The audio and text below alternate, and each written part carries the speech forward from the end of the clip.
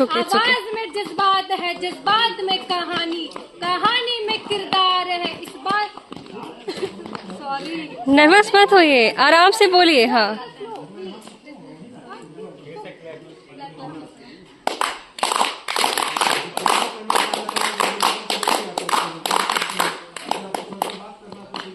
ये शोर नहीं शुरुआत है, बदलने की आवाज है। आवाज में जज्बात है, जज्बात में कहानी, कहानी में किरदार है। कुछ अनकही सी बात है, इस बात को बताने है नुक्कड़ की जुबानी।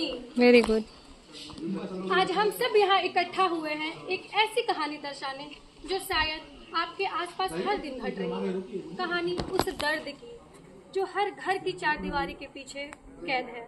दर्द, अन्याय और फिर न्याय पाने की उम्मीद की कहानी, और उस साहस की जो एक दिन उठ खड़ी होती है। प्रस्तुत है आपके समक्ष न्याय का हक। चलते हैं पहले दृश्य की ओर, घर का माहौल। सीमा, आज फिर से खाना जला दिया। हर दिन एक जैसी कहानी। माँ जी, कल धीमी थी। मैं चुप रह, बस बहाने बनाने जानती हो।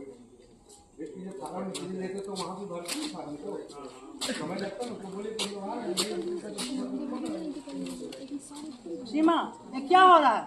रोज रोज का एक ही कहानी। तुम ठीक से काम क्यों नहीं करती? तुम समझ में नहीं आता है? Very good. हर दिन मारपीट, क्या यही मेरी कहानी है? कितने सीमा जैसी होंगी जो हर दिन इस दर्द को झेलती हो। पर सवाल ये नहीं कि दर्द कितना है, सवाल ये है कि क्यों और कब तक। चलते हैं दूसरे दृश्य की ओर, पड़ोसी का हस्तक्षेप।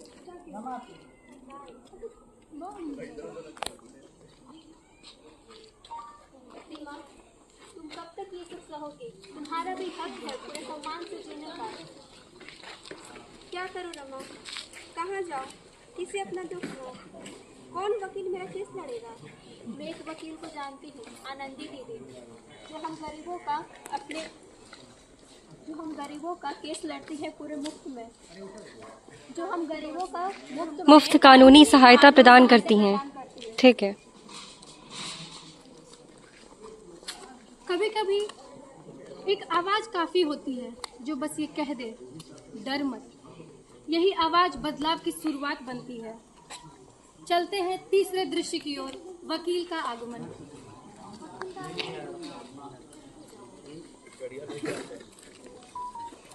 नमस्ते, मैं आनंदी, जिला विधिक सेवा प्राधिकरण से। मुझे रमा ने बताया कि तुम घरेलू हिंसा की शिकार हो।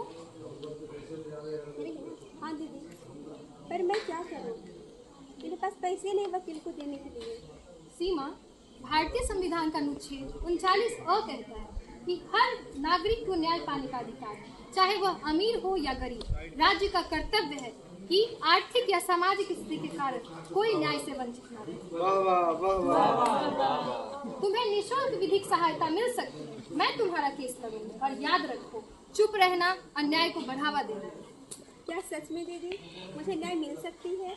जरूर, लेकिन एक बात और, आजकल लोक अदालतें और ADR अल्टरनेटिव डिस्प्यूट रिजोल्यूशन के माध्यम से विवाद जल्दी, सस्ते और बिना करवाहट के हल किए जा सकते हैं। कानून तब तक जीवंत नहीं होता जब तक किसी पीड़ित की आवाज उसे दिशा न दे। अनुच्छेद 39 उस आवाज का प्रतीक है जो कहती है न्याय सबका है। चलते हैं दृश्य 4 की ओर, अदालत का मंचन।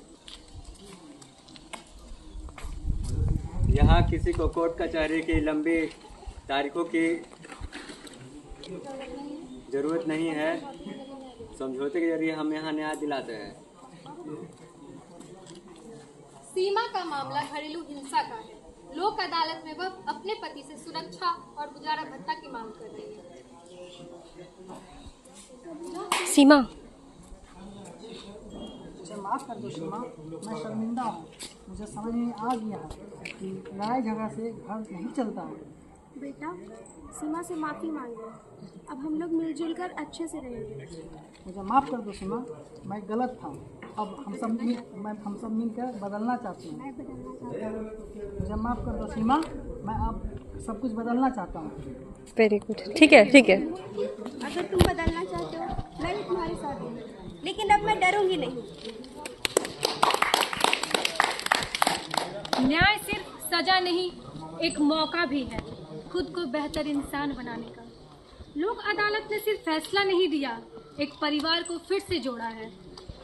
चलते हैं दृश्य 5 की ओर, समाज का संदेश।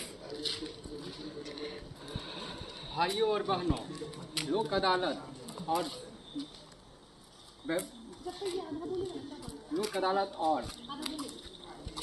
ADR।